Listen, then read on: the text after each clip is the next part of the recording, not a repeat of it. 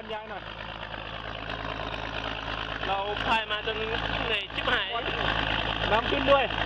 เหมือนพายย้อนทวนน้ำอ่ะก็เลยขอพี่เขาเกาะพี่เขาก็ไม่ว่าอะไร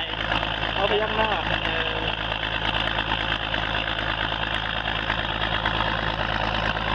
ไอ้ผมมือโอ้ขอบคุณที่แนะนำเลยนะ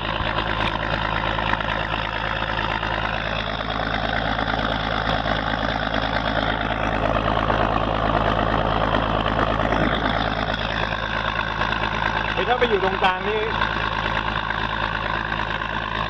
ได้จริงก็ได้มึงดึงหน่อย